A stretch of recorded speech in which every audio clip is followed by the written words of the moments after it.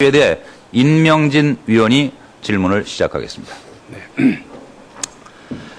오전에 좀 살살 다뤘다는 그런 평가가 있어서 오해는 좀 조금 세게 하겠습니다. 이해해 주시기 바랍니다.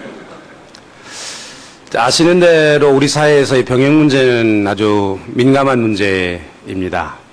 특별히 우리 한나라당에게 있어서는 지난 대선에 대통령 후보 자신이 아니라 그 자녀의 병역 문제 때문에 결국은 대선에 패배를 한 그런 악몽을 가지고 있습니다. 그래서 아마 가장 중요한 문제이기 때문에 먼저 후보에게 여쭙겠습니다.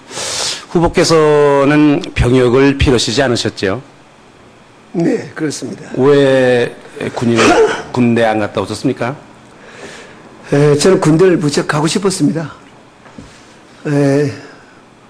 가수만 있었으면 어떻게 해서라도 아마 갔을 것 같습니다. 제가 대학 1학년 때였습니다.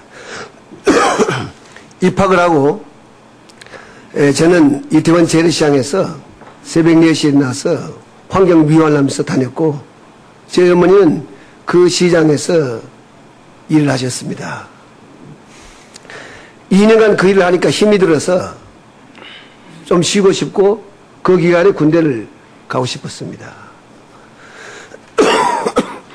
군대를 가서 논산훈련소에 도착해서 신체검사를 받았습니다마는 뜻밖의 제가 기관지 확장증 다른 기타 몇 가지 요인으로 퇴출을 당했습니다.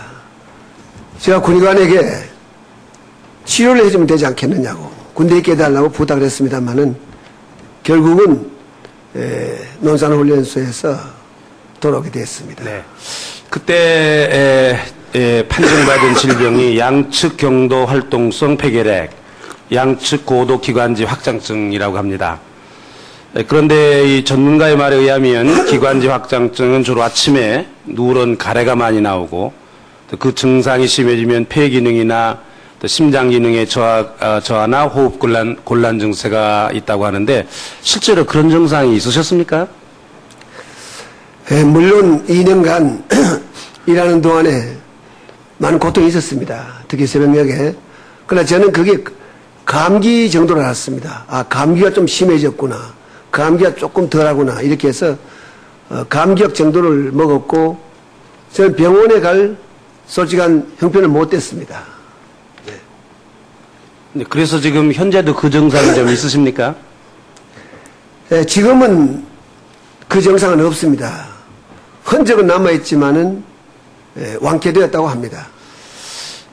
하여간 이런 이유 때문에 징집면제가 되셨는데 그런데 이 징집면제를 판정을 받으신 후 바로 그 다음 달에 대구의 섬유회사에 취직이 되셨고 또 바로 그 다음 달에 현대건설로 자리를 옮기셨는데 이때 이 두 회사에 입사를 하실 때 신체검사를 받은 적이 없으셨습니까?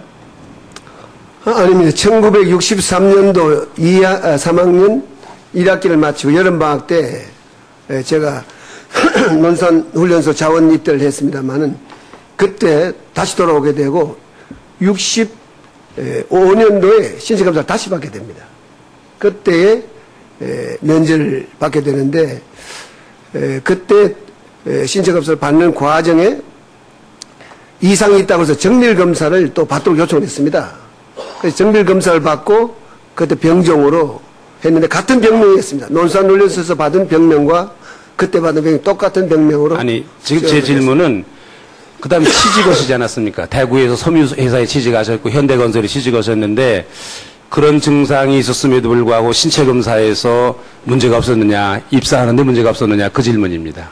아 그때는 65년도 그 7월 이후입니다. 하반기에 그 당시 학생운동을 했다는 명분 때문에 제가 직장을 구할 수가 없었습니다.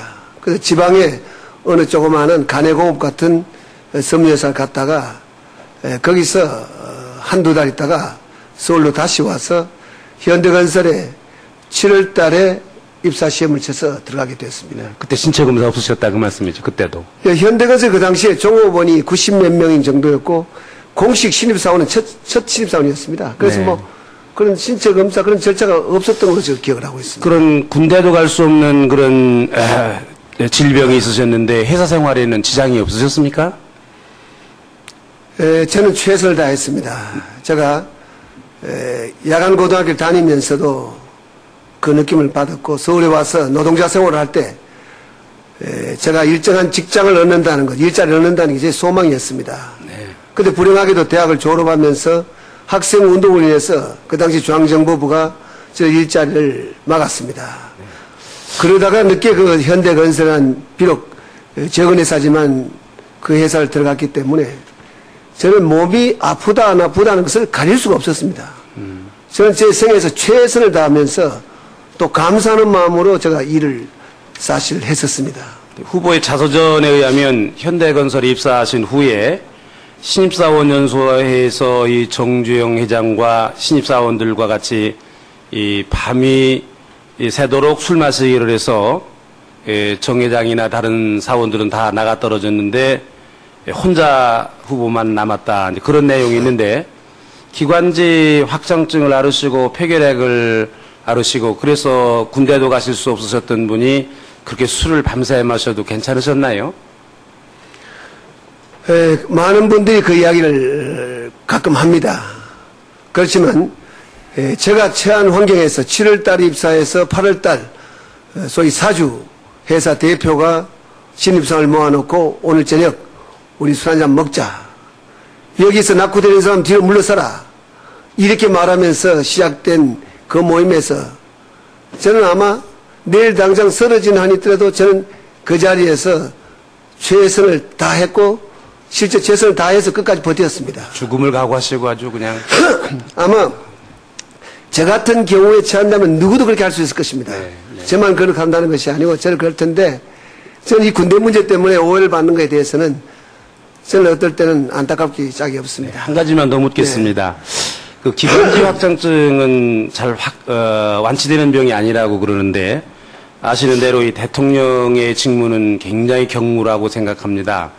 그런데 그 건강을 가지시고서 대통령직을 경무를 견뎌내실 수 있으실지 말씀해 주시기 바랍니다. 임명진 검정님께서 목사님이실 텐데 저는 이 병을 물론 제 자신이 노력을 했습니다. 이제 입사해서는 3끼를 정상적으로 먹고 아주 규칙적 생활을 통해서 일은 최선을 다했지만은 저는 기적적으로 이 병이 났었다고 생각합니다. 네. 예. 감사합니다. 더 이상 질의 내용이나 해명하실